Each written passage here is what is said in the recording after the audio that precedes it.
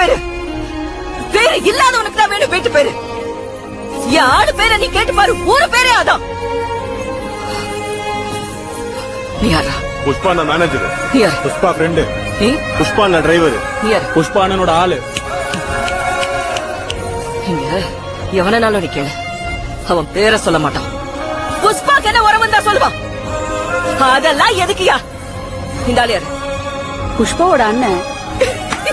அதான் மச்சான், அதான் என் புருஷன்.